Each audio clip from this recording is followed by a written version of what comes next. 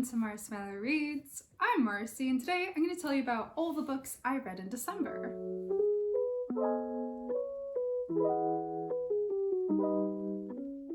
Oh, it was so nice to actually have time to read for once. Like, October and November both were pretty low reading months for me. So once December came around and I actually had some extra time, it was so nice to finally just get through the last books of the year. It was so good. To start off the month, I read A Winter's Promise by Gables. Long ago, there was this huge event that ruptured the world into many pieces, which ended up being these scattered floating islands, basically. And in the present day in this world, a young woman who can read the memories of objects when she holds them in her hand, she is removed from that career and that life that she was gladly living and is forced to move to basically the North Pole Island and marry some grumpy aristocrat. This wasn't really my cup of tea. I was hoping for a more of Howl's Moving Castle sort of vibes, and I did really like Ophelia's mirror traveling and object reading abilities. That was really cool. But as a character, she felt kind of more like a plain piece of toast. And I didn't quite figure out what the point of her was. Is she supposed to be a self-insert character, or I don't know. I know this is a series and maybe she gets greater character development throughout it, but I don't know. I quickly got bored of the whole forced marriage into high society stuff. It was just a lot of family and societal hierarchy and politics, and I did not care about it. And this stuff would have been more tolerable if Thorn, the grumpy aristocrat, had been more of an interesting love interest. At some point, it was part 10 of 14 in the audiobook I was listening to. He said, "I think I'm starting to get used to you." Dude, it's almost the end of the book, and that's as much emotion, as much connection as you can make with this girl. I really wish that we had seen more behind the scenes pining from him. Anything to indicate that he was interested in Ophelia at all. It was just, it was boring. The last bit was pretty cool in the illusion world that they were in, but it wasn't worth the wait. So I ended up giving this one a 3 out of 5 stars. Next up was another audiobook, Switch by A.S. King. Time has stopped, but humanity continues to mark time with this new website, and they're just trying to live as normal of a life as they can. And our main character, True, she is a Pennsylvania teen who lives in a house with a switch at the center of it that her dad is obsessed with and keeps building these boxes around it. She lives in box 7 and is just trying to keep it together, And the only interesting thing that is going on in her life is that one day at school, it's her very first day on the track and field team, and she is throwing a javelin for the first time ever. And some weird stuff happens, and it turns out that she throws this javelin so incredibly far, further than any human has thrown any object in the history of humanity. It's wild. Yeah, damn. I did not realize that this book was going to be about the 2020 COVID lockdown. I wasn't fully ready for that, but it was fine. I managed. And early pandemic really did feel like a timeless hole we were all trapped in, and honestly still feels like we're trapped in. Here is a quote I liked. "We can't give a shit about ourselves or others if we don't know how to rest." Absolutely, I felt this quote in my heart. I still feel it. I'm really trying to take this idea to heart this year, and I feel like I've been seeing a bunch of other people, both in my life and just online people, are getting into this sort of thinking. It's been a rough couple years just across the board, regardless of what stage you're at, in the grief process. And it's getting harder to function in everyday life without having a recovery period. So I will be taking advantage of any vacation I can take because I absolutely need it at this point. I'm ready to crack, and I don't want to crack. I want to finish this degree. I want to keep making progress on my projects, and I just need to chill. Take that time to recover. Oh my gosh. But yeah, these family dynamics in this book were absolutely wild. Like, at first, I was mostly worried about this older sister character. Like, she seems manipulative, controlling, just a shitbird. But then the brother comes out as being even more worrying and like bringing up something he did literally years ago. But when he comes out, it literally upends the family home, like the cover is showing. And oh my god, that so much stress. I also liked how A.S. King opposed the idea that if you are really good at something, it means you're not allowed to feel sad, like, ever, for some reason. Like, specifically with True's character being really, really good at javelin throwing. For some reason, that made people think that she wasn't allowed to be sad about this timeless hole that she was trapped in along with everyone else. And I think that was an important point to make. Like, that's not how humans work. Like, our emotions are complicated, and it's harmful to push that idea, especially to kids who are still learning how to manage and process their feelings. So I'm glad she put that in there. I gave this one a 4 out of 5 stars. Check it out if that sounds interesting to you. Got another audiobook. The audiobooks are such a good way to like get more books into your everyday reading. Mwah, love them. This is The Mothers by Britt Bennett. This is an increasingly relevant story about 2 women, one who chose motherhood and one who did not. And it feels like an appropriate time to read a book about abortion. Yeah. The book starts off with Nadia, who is about to graduate high school, and she starts a relationship with this pastor's son, Luke, who's like a few years older than her. He used to be this like really big football star, like very early in his career, but a really bad injury and bad recovery terminated that dream of his, and now he's working at a local diner where they meet. And they hit it off, but then Nadia becomes pregnant and they decide not to keep the baby, and the whole existence of that pregnancy was covered up and never talked about for years. And this choice follows them into adulthood. It kind of shapes who they become, and it leaves them with this nagging question: what if they had chosen differently? And Nadia is living a somewhat free spirit life. She got out of this small-ish town and is just living her life however she wants to, while Luke is seemingly stuck in this past that he can't seem to shrug off, and is very stuck in that mindset, like what would have happened. And eventually he is he's in a phase where he's romanticizing the idea of what that life would have been like if he and Nadia had kept the baby, and now is blaming Nadia for their joint decision. They made this choice together, but he just can't let that go. And I ended up feeling like I really wished that Nadia had more people in her life that knew about this decision that she made and were able to support her decision, and like basically not act like abortion was this awful thing to be ashamed of. Like it was just a medical decision that made sense for her and where she was in her life, and that should be fine. Yeah, I give this one a 4 out of 5 stars. It hit me, yeah. Wow, this is just all audiobooks apparently, at least at the beginning of the month. Next one is The Princess Saves Herself in This One by Amanda Lovelace. This is a poetry collection that deals with some pretty heavy stuff. I didn't quite expect that from the title, but once I understood it, it made the rest of the collection make more sense. Honestly, I have not read that much poetry on my own time outside of school, but I do think I would like to read more of it. But I don't think this specific poet is necessarily my style. Like, I liked it, but I think I would resonate more with some other works. But anyway, but in this collection, my favorite poem was called Autumn Certainties.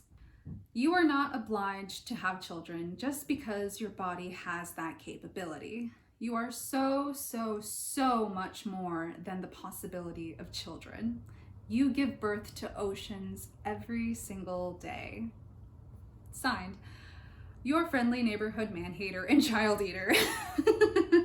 So that kind of gives you an idea of what these poems were like. Yeah, this one specifically really resonated with me. Like, I would not call myself a man-hater or child eater, but it was freeing to read. Also, I am seeing a theme with the bits of literature that are really hitting me hard. Wonder what that is. Anyway, ultimately, I am happy that I finally gave this one a try. It's been on my TBR for a while now, and like, I'm glad I tried it, even if it was just to find out that it wasn't really for me. Maybe it could be for you. I gave this one a 4 out of 5 stars. Oh, I am so happy I read this next one. This is Summer Suns by Lee Mandello. This was a recommendation from my husband, who read it a little bit before I did. It is a queer fantasy horror. Oh my gosh. Woo! Andrew, our main character, and Eddie did absolutely everything together.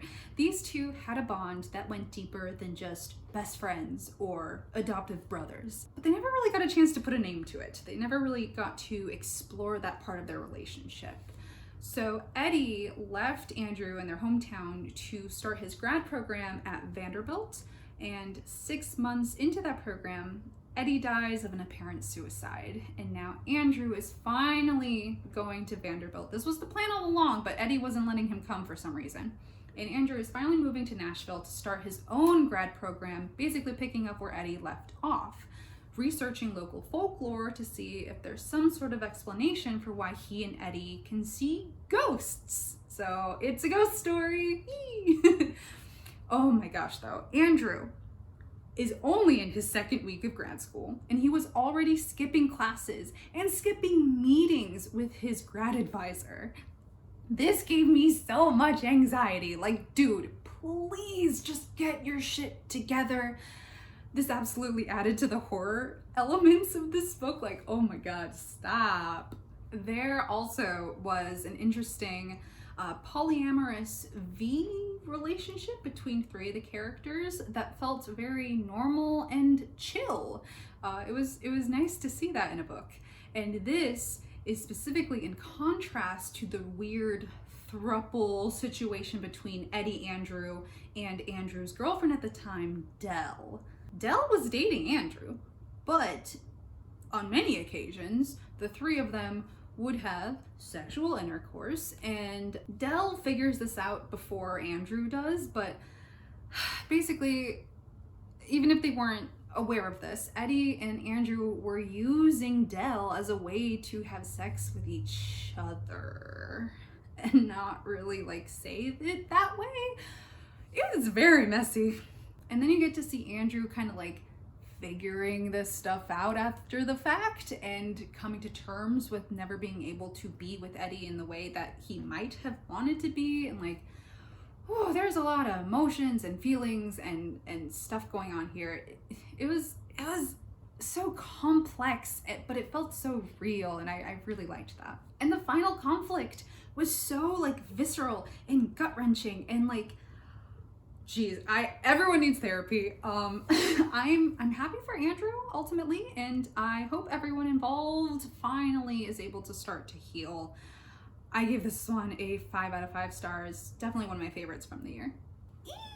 Another favorite that I really should have read earlier. This is Anne of Green Gables, a graphic novel. This is an adaptation by Mariah Marsden with the illustration done by Brenna Thumler. Oh man, this is just so pretty and cute and just wonderful. I adore this art style, and like, I would pay some big bucks to be able to take a vacation in this world. Like, think cottagecore Westworld. I love it. I love it so much. Look at this screenshot. I am so glad I live in a world where there are Octobers. Me too, Anne. Me too. Like, it was just absolutely precious. I cannot explain how absolutely beautiful and witty and perfect this book is. I loved it so very much, and I need a hard copy of it. I really can't believe I haven't read this sooner. I should probably give the original novels a shot, shouldn't I? I probably will. I gave this one a 5 out of 5 stars. I predicted this was going to be a 5 stars. I was correct.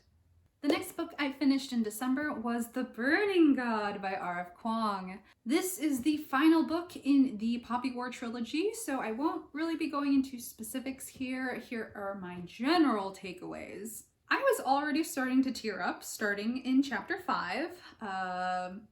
Yeah, my body was not ready for this at all. It was very emotional. Not exactly what I expected it to be, how this story ended, but yeah, wow. Another takeaway, always gotta be fighting against eugenicists and eugenics as a whole, like, just gotta keep doing it. Also, sometimes the power of friendship is toxic. I'm really thinking about like the original trifecta and how messed up they were, and also Rin, Katai, and Venka. Rin! It's mostly Rin. Like, god damn it, Rin. I wanted to slap her so many times in this book. Like, what the hell, girl? I know you got some problems, and you don't have time to deal with them, but ugh. I give this one a 5 out of 5 stars. I still think The Dragon Republic was a more entertaining book and probably a bit better written book, but honestly not by that much. Like, I still love this one. I just wish that this one had more character interaction, specifically Rin with all these other characters that we got to see in like The Dragon Republic. I wanted to see an evolution of those, but it seemed to be a lot of like war and military stuff going on here that I think could have been like condensed at least a bit to make more room for those personal interactions that I wanted to see. And then after that, I read My Heart is a Chainsaw by Stephen Graham Jones. Jane is an outcast teen who is living in a quickly gentrifying rural lake town, and she is very obsessed with horror movies, specifically slashers, where a masked killer is out for revenge on a world that wronged them somehow. And she's been wishing and wishing for a real life slasher to come to her town to, I don't know, shake things up. But when blood starts being shed for real, will her encyclopedic knowledge of horror save her? Oh man, this was not what I expected, but I really did like the direction that this book took. Like, I wasn't sure at the start if I was going to finish it. It was kind of hard to read, like the specific dialogue style that Jade has. Like, I know she's a troubled teen. She had a lot going on. You'll figure out why, but it was just a bit much for me. Like, Jade is dripping in I'm not like other girls sort of cringe, and it hurt me to read.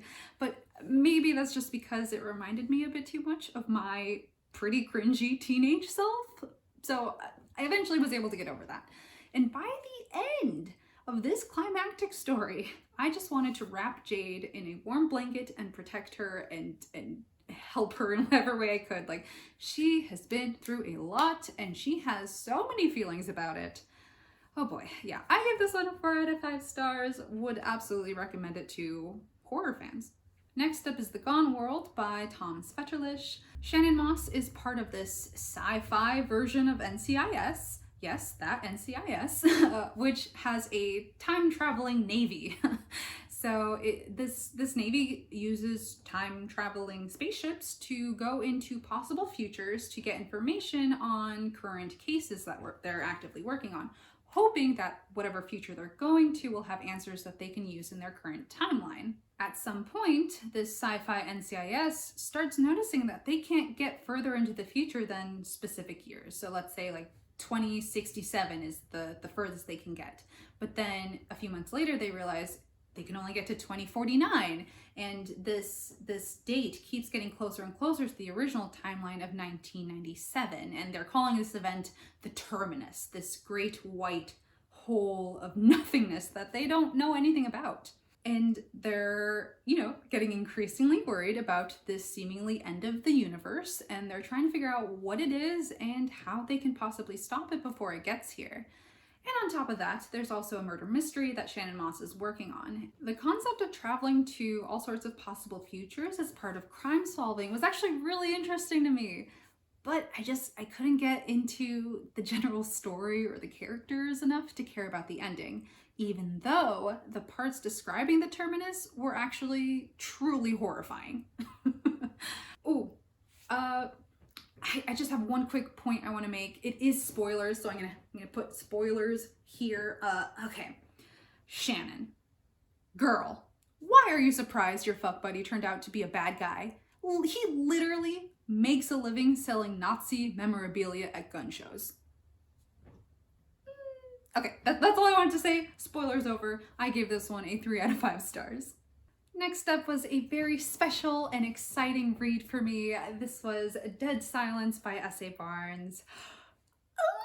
Okay, this is my very first physical ARC that was sent to me by a publisher. Thank you so much to Tor for sending it. I had a blast reading this one. A small maintenance crew is just about to head back to the mainland, Earth, after like a 18-month stint at the edge of human habitated space. And this is when they pick up a distress signal, and they go to check it out, and they discover that it's coming from this long lost luxury liner, the Aurora, and it vanished on its maiden voyage more than 20 years ago. And with fame and massive amounts of money on the line, they go to investigate this ship and are welcomed by horrors they never imagined. On top of scary ghosts, we also have the horror of capitalism. I don't want to get into spoilers, but I did want to mention that as a plot feature. I found it amusing. Yeah, this was a good ghost story. Like, I thought it was very spooky. I loved the ship, like just all of the descriptions of the ship. And one of the crew members, Nisus, he is obsessed with the Aurora story and lore. Like he knows a lot of details about this mystery. Like when they're first exploring the ship, he is absolutely gushing about all the real wood, like all these like exotic plants and these fancy sculptures. Like, what a cute nerd. I had so much fun with this one. I absolutely blew through it in a couple days. It didn't hurt that I was stuck in isolation, so that helped. I had something to do then. But this was so fun. I give it a 4 out of 5 stars. I think you should check it out. I believe it is coming out January 22nd. And then the last book I completed in the year 2021 was Abbott by Saladin Ahmed.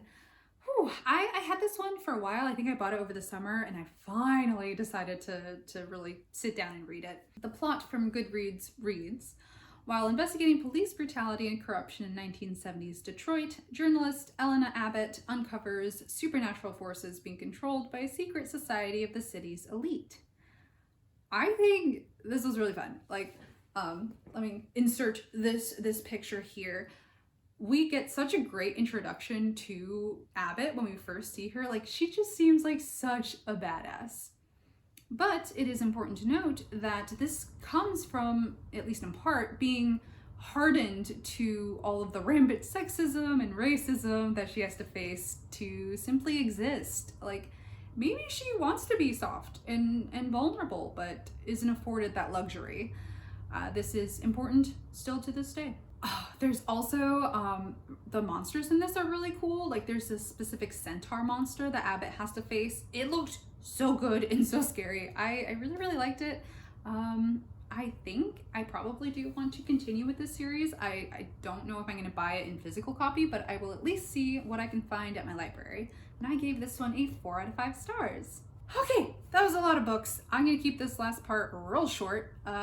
I hope you liked this video. I hope you maybe got a couple recs from what I read in this month. If you liked this video, please give it a thumbs up and consider subscribing to my little channel here. I hope you all have a wonderful week. Do something nice for yourself and do something nice for others. And I'll see you in the next one. Bye.